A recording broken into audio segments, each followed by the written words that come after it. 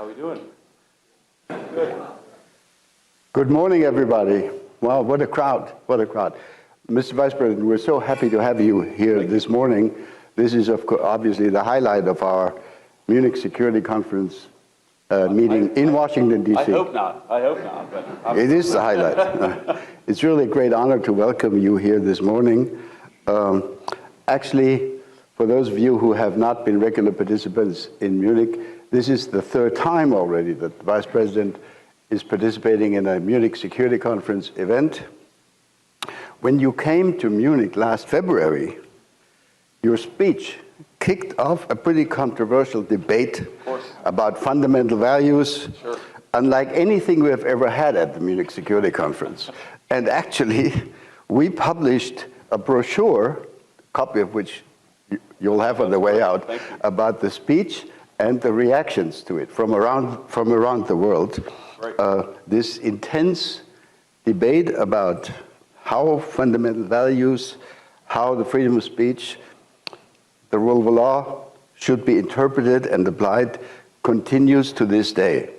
But when we prepared for this meeting with your team yesterday, we agreed, and they agreed, that today we should try to focus on current challenges of foreign policy, which confront us together. So thank you again for making yourself available. We don't have a great deal of time, so I'll not come up with a long introduction, and I just want to get us started. The first time you came to Munich, you were still a senator from Ohio. What I associate with Ohio is the Dayton Agreement, 30 years ago in 1995. I was at that time actually the German negotiator. So I actually lived in Dayton, Ohio for one entire month. So and why is this important? Because it was through U.S. intervention, that peace was brought about in Europe, in the Balkans at that time. So if I may, let me ask my first question about the U.S. and Europe. A distinguished former U.S. diplomat, Richard Holbrooke, wrote almost exactly 30 years ago in a Foreign Affairs article that the United States is and should remain a European power. Today, 30 years ago, my question is, do you think that the United States should continue to see itself as a European power? In Munich, remember, you actually said, and I quote, "We are still on the same team."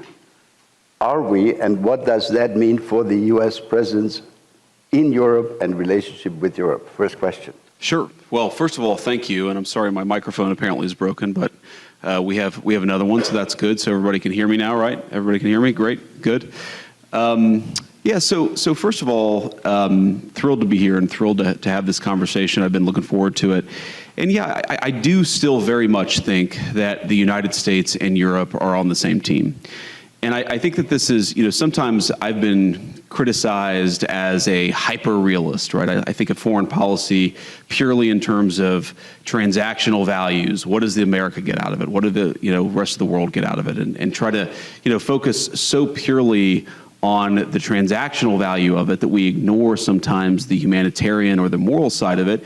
And I think at least with Europe, that's actually not a full encapsulation of my views, because I think that European civilization and American civilization, European culture and American culture are very much linked.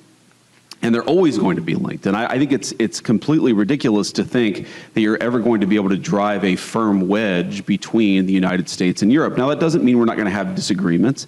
And of course, you brought up the speech earlier. It doesn't mean that Europeans won't criticize the United States or the United States won't criticize Europe. But I do think fundamentally we have to be, and we are, on the same civilizational team.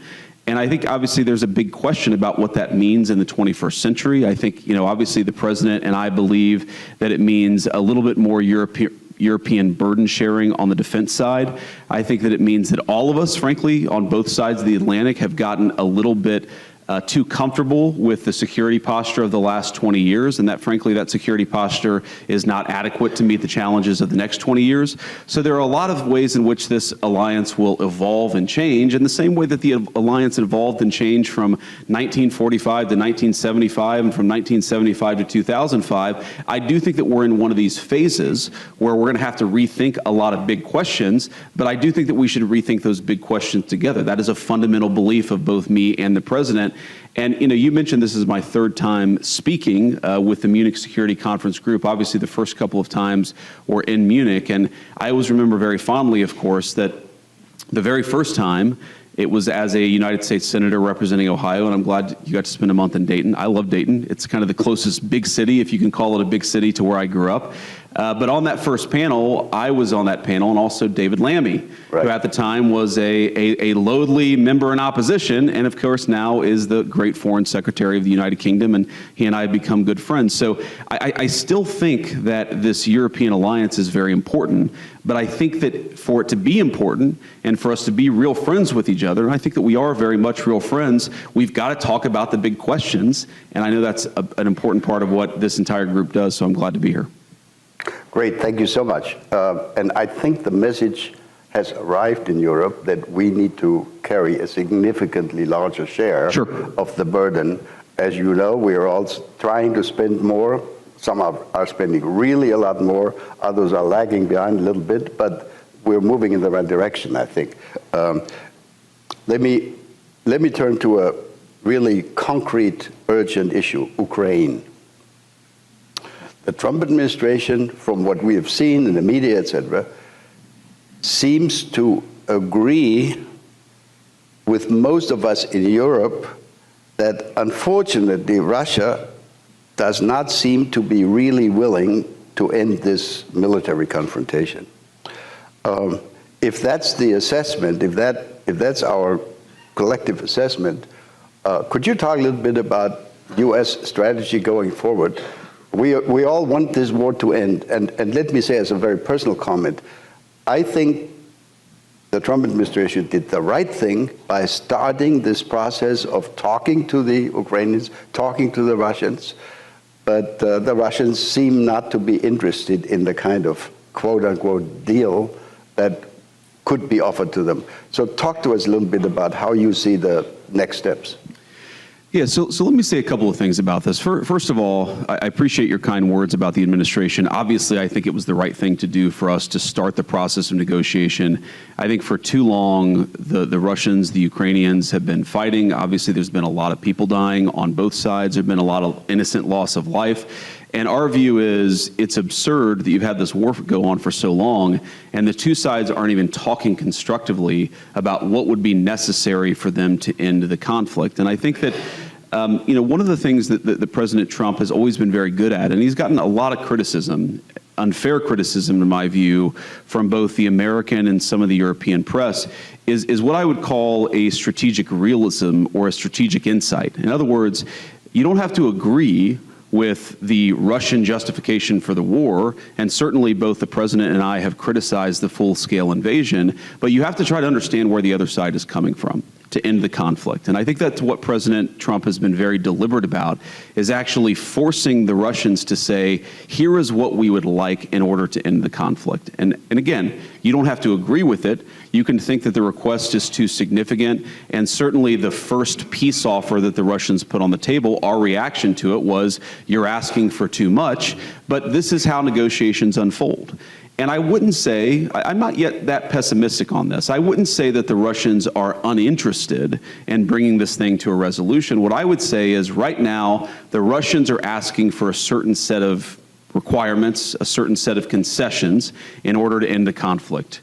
We think they're asking for too much, okay? And then obviously, the Ukrainians matter a lot. They're the other side, they're the other party, at least to the direct conflict. And we have to ask, what is the Ukrainian, what do they need in order to bring this conflict to a successful completion? And we're going to continue to have that conversation. Now, what the president has said is that he will walk away if he thinks he's not making progress. And I think that, about once every 4 or 5 weeks, you will hear some American official or sometimes multiple American officials say, this is a week where we need to make another step. And in particular, the step that we would like to make right now is we would like both the Russians and the Ukrainians to actually agree on some basic guidelines for sitting down and talking to one another. Obviously, the United States is happy to participate in those conversations, but it's very important for the Russians and the Ukrainians to start talking to one another. We think that is the next big step that we would like to take. And why does that matter? The reason it matters is because, again, I mentioned the Russians, but also the Ukrainians have also been sort of, they've put a piece of paper in our hands that says this is what we would need in order to bring this conflict to a successful resolution from our perspective. And there's a big gulf, predictably, between where the Russians and the Ukrainians are, and we think the next step in the negotiation is to try to close that gulf. We think it's probably impossible for us to mediate this entirely without at least some direct negotiation between the two, and so that's what we focused on. But I'm not yet a pessimist on this. I mean, obviously, the Russians and the Ukrainians are not there yet because the fighting is still going on. The Ukrainians have said they would agree to a ceasefire, a 30-day ceasefire. We appreciate that. What the Russians have said, again, you don't have to disagree with it, but it's important to understand where the other side is coming from. What the Russians have said is a 30-day ceasefire is not in our strategic interest. So we've tried to move beyond the obsession with the 30-day ceasefire and more on the what would the long-term settlement look like. And we've tried to consistently advance the ball. One final point I'd make about this, I think it probably wouldn't surprise anybody in the room, but there are a lot of people watching who are not in the room, is a frustration that we've had, frankly, with both sides, is that they hate each other so much that if you have an hour conversation with either side, the first 30 minutes are just them complaining about some historical grievance from 4 years ago or 5 years ago or 10 years ago. Look, I understand it. I understand that people don't fight wars against each other without a lot of grievance and a lot of problem, but we're trying to, as much as we can, play a constructive role in advancing the peace conversation forward. What I'll say, just to echo something that President Trump has said many times, but I think it bears repeating, is our strong view is that the continuation of this conflict is bad for us, it's bad for Europe, it's bad for Russia, and it's bad for Ukraine. We think that if cool heads prevail here, we can bring this thing to a durable peace that will be economically beneficial for both the Ukrainians and the Russians, and most importantly, will stop the end of the destruction of human lives. I think people underappreciate this about our president here in the United States is he has a genuine humanitarian impulse about this. He hates innocent people losing their lives. He hates even soldiers losing their lives in unnecessary conflicts. He just wants the killing to stop, and that will continue to be America's policy. But obviously, as all of you have seen, we'll navigate that policy and react as the parties bring their grievances to us. Great, thank you very much. If I can just offer 2 footnotes to that. I think for us, Europeans living as neighbors of Ukraine, and if you wish also as neighbors of Russia, we have begun to understand that what we're looking at here is not just the defensive war by Ukraine against the Russian aggression, it is also a confrontation that puts at risk all of European security. In other words, it's indirectly our defense also. It's not just Ukraine. And this is why we're so desperately interested in seeing that this comes to an end, hopefully. And I think the real trick for negotiations and for a conclusion of this is going to be that it's going to be lasting and not broken in the next 3, 6, or 9 months again. Let me, Mr. Vice President, since we have so little time, there are so many issues. If you allow, let me turn to another issue, China. That's a key, as we understand, a key challenge for the United States, for your foreign policy. It's also of tremendous interest for us in Europe. So the United States has defined China as the key strategic challenge going forward for coming probably many years. this has also been the justification, the reasoning when American staff members of yours tell us the United States must be much more present in Asia and will therefore need to reduce their presence, their strength, etc., in Europe. But now there are some signals in the media that the United States government, that the White House might actually be interested in a strategic deal with China, maybe even including on Taiwan. Could you talk a little bit about the China strategy of the Trump administration? Yeah, so I haven't seen those reports that you mentioned, a strategic deal on Taiwan, so I wouldn't speak to that. I certainly would say that there has been no conversation between our governments about a strategic deal on that particular question. What we have talked about, of course, is that we cannot absorb the producer surplus of the entire world. That has been the role of the American economy for the past 30 years, in some cases vis-a-vis Europe. And by the way, we don't blame, for example, the Germans for pursuing a policy that makes their exporters strong. We just wish that American leadership had pursued a policy that made our exporters strong, because now we find ourselves in a very precarious place. And when I say we, I mean the entire West. I mean the NATO alliance. I mean the United States and Europe, which is that we become, in a world of hyper-complicated, hyper-globalized supply chains, we find ourselves more and more reliant on countries that may not have our best interests at heart. And even if they're halfway decent trading partners, it's still a little bit risky to put all of your eggs in one proverbial basket economically.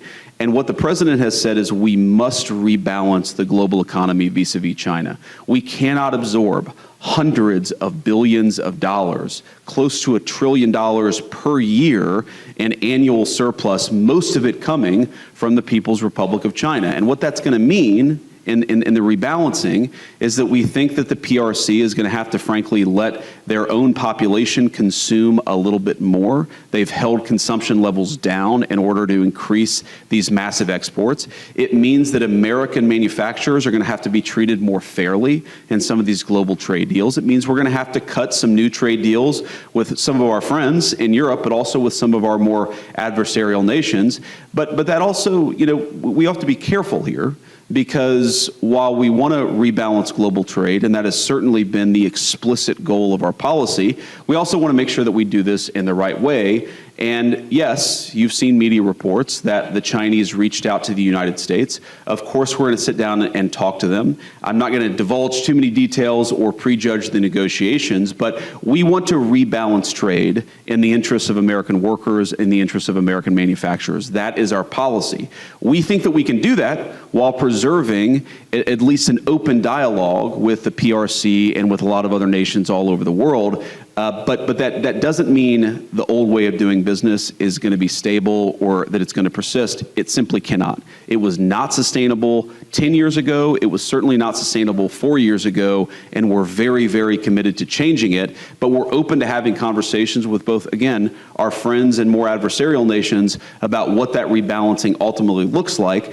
And people have to remember, Liberation Day, which was where the president announced this fundamental change, I think, in the global trading system, that was almost exactly 30 days ago. So we are in the early innings of a very significant shift. I think that shift is going to really inure to the benefit of both the United States, but also of Europe. But it's fundamentally, it has to happen, and it's going to happen under President Trump's leadership. All right. I think it's great if there are beginning discussions between you and the Chinese. Could you expand a little more on what would your expectations be for an EU-US successful discussion of these trade issues? Is there any message that we can take home to our friends in Brussels? Because that's also, from our point of view, obviously a very urgent issue. Yeah, so to put it very simply, and we've obviously had great conversations with a lot of our European friends at the very senior levels between the president and heads of state, between me and officials in European governments, but also with trade representatives and also the very nitty-gritty technical details of a trade agreement. So these conversations are ongoing. But I'll throw a few general principles out there. I think the first is that, again, America wants its exporters and by implication its workers to be treated much more fairly. We want American markets, in the same way that American markets have been open to a lot of European goods, we'd like a lot of European markets to be open to American goods. Now there's an agriculture component to that, there's a value-added manufacturing component to that. We think that we have, in both the software but also the more harder technology side, we have some great defense technology firms where, on the one hand, we have our European friends saying, we want to actually build up our defense, we want to do more burden sharing, but on the other hand, it seems like some of our European friends are less open for business if the people selling software and hardware are American firms. Well, we think that's inconsistent. We think that we have some of the best military hardware and software in the world, and we think part of being good allies is, yes, we obviously want the Europeans to take a bigger role in the continental defense, but we also think that there are a lot of great American companies that they can work with, and so, again, this doesn't have to be a zero-sum dynamic. This can be a very synergistic relationship, but the fundamental principle is we think that most nations in the world have been way too hard on American exporters and American firms. We want to make the entire world a little bit more open to the products built by American workers. We're obviously biased. We think that they're the best in the world, and we think that we can have a much better trading relationship with a lot of our European friends if they just drop some of those both tariff but also non-tariff trade barriers. There are regulatory barriers. There are sometimes you have an official at the Ministry of Defense completely disconnected, as far as we can tell, from an actual law or regulation who will just say, we're not buying American products. Right. Sometimes you have officials in Europe who will say, well, we're going to penalize American technology firms in a way that we would never penalize European technology firms. We just want a little bit more fairness, or to use the president's favorite word, reciprocity. And again, with Europe, we think that's a very, very easy conversation to have. We hope our European friends agree. Great. I get signs from my friend here that we're quickly running out of time. Well, I'm having fun. Okay. And we can take a few more questions. Okay, great, wonderful. My team over there is very nervous. You guys can't see them behind, but we'll be brief. Please. So thank you very much. We've heard that there is, in coming days or next 2 weeks, a presidential trip to the Middle East coming up. Sure. Among the many unresolved issues of that region is the issue of Iran and their nuclear ambition, et cetera, et cetera. Could you talk a little bit about the region? I mean, there's so many unresolved issues, the Gaza issue, but also Tehran. What would your expectation be? What would the goal be? Would you go for zero enrichment by Iran? Some people have suggested that.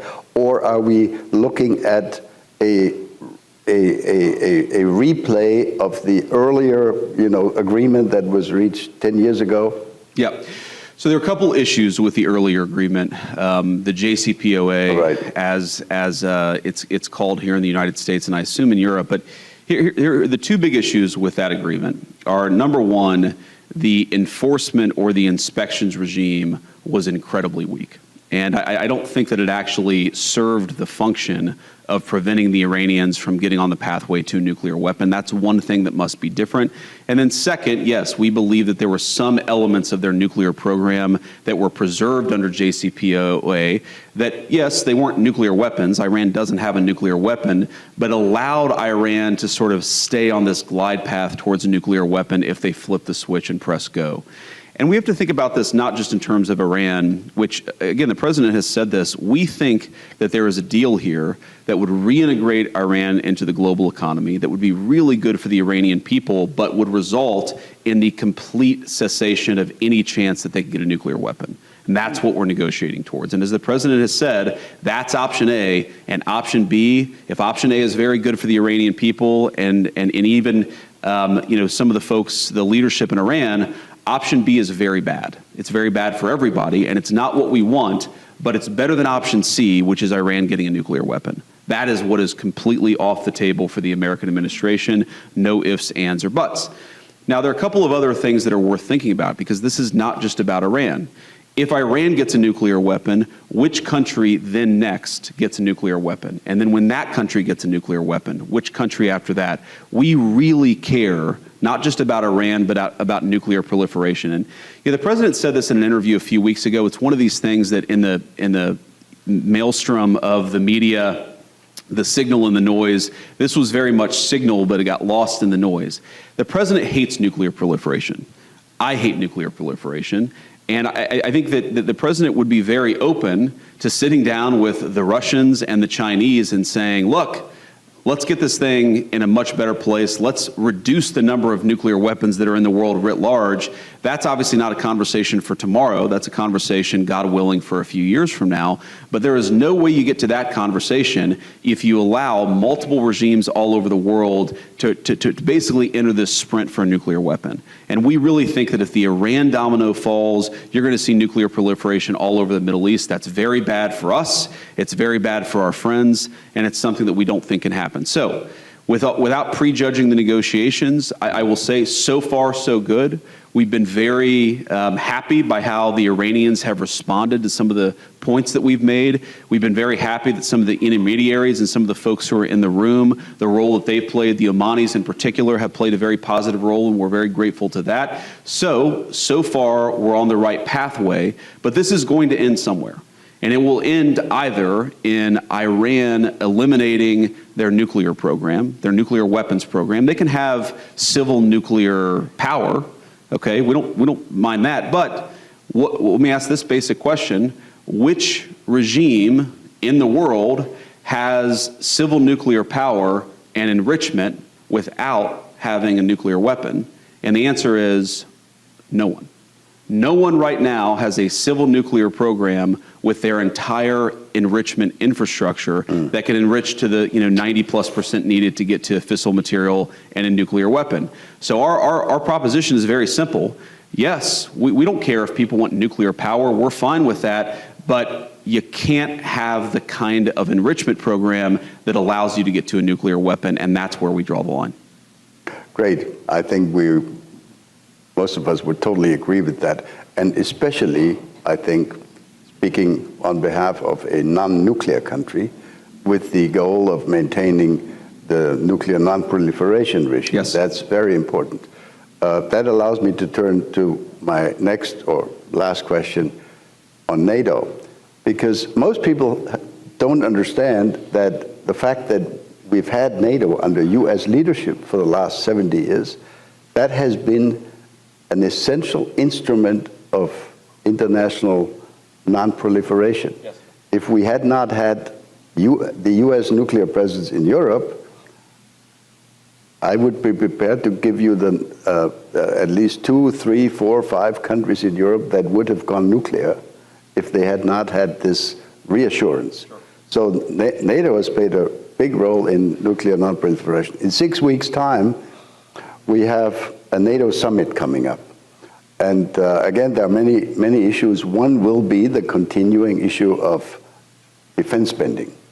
As we mentioned earlier in our discussion, Europeans are doing more, but we've also listened to demands coming out of the administration that are even more ambitious. So could you talk a little bit about your level of expectation? What would be your desired outcome of that NATO summit in terms of defense spending, in terms of how much Europe will need to do on its own in order to relieve the United States more in Europe? Yeah, so I think there are a couple of different components to this. So first of all, what the president has said is he'd like to see 5% spending on defense in NATO. And he thinks that that is consistent with what our European friends are telling us about how much they fear some of the threats in the world. And, given, unfortunately, that a lot of European militaries have not kept pace over the past few decades, there's a bit of catching up to do. And so that is the goal that the president has set. Obviously, the European countries are going to make their own determinations, but that's what we think is a reasonable goal. But it's really not just about the spend itself. It's also how the money is spent. And it's, again, there's this fear that we have when we look at some of our European friends, and I made this point at the first Munich security conference I ever went to, that when I looked at Germany 10, 15, 20 years ago, one of the things that the Germans were very good about is that they had kept the industrial strength of their economy consistent with the first world standard of living. But now what we see in Europe is a lot of our European friends are deindustrializing at the very moment where we're all seeing the hard power underpinning, or the economic underpinning of real hard power requires very strong and powerful industry. And so it's not just spending money, as important as that is, it's making sure that the same economic engine that powered first world living standards is actually geared towards producing, God forbid, weapons of war if those weapons of war are ever necessary. And so I think there's both an economic component to this that's completely divorced from the spending levels, and then of course there's the spending levels too. But we really want and we really care about Europe being self-sufficient. I gave an interview a couple of weeks ago where I actually tried to make the point that yes, we're going to have disagreements with Europe and Europe will have disagreements with us. Sometimes, I would hearken back to 2003 United States policy in the Middle East. I frankly wish we had listened to our European friends. But I think this is an area where we're fundamentally right, and I think it's gratifying to see so many of our European friends recognize that and recognize that Europe does really have to play a bigger role in continental defense. I think we're all aligned on it. It's just a question of getting there, and most importantly, getting there quickly. There is a glimmer of hope in our country, in Germany, as I'm sure you've seen. We've eliminated the so-called debt brake. Yes. When it comes to defense spending. So there is now the opportunity for the incoming new government in Germany to spend significantly more. In other words, I think we're in good shape in terms of responding to what you have just said. Ladies and gentlemen, that brings us to the end of this wonderful discussion. I'm really grateful to you that you allowed this to be a Q&A session. Sure. We could continue this, I'm sure, for the rest of the morning, but I know you have other things coming up. May I simply conclude by saying that we hope very much, my team and I, that you will be willing and prepared to continue this young tradition that the United States at major Munich Security Conference events will be represented at your level.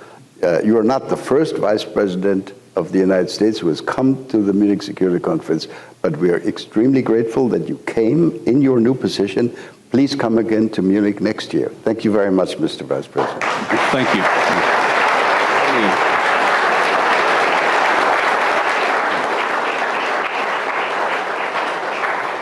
So if I may just say a few things in conclusion. First of all, I appreciate the kind words, and I appreciate the invitation back. I wasn't sure after February whether I'd get the invitation back, but it's good to know that it's still there. Well, we thought about it. Second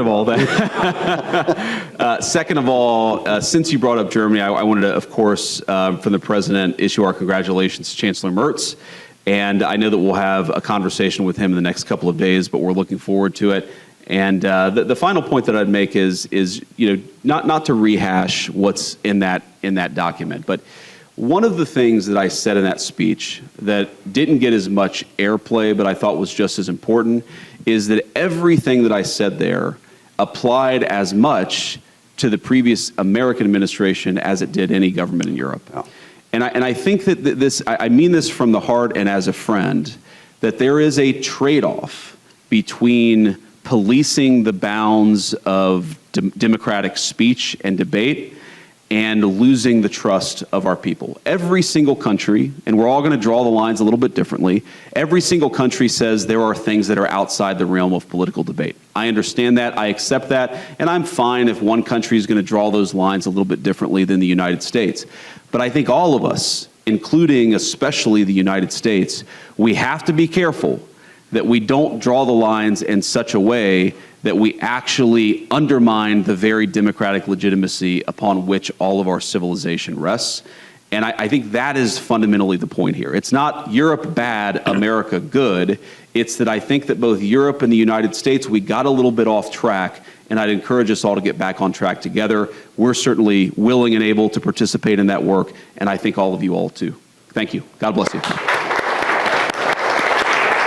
Great. Thank you so much.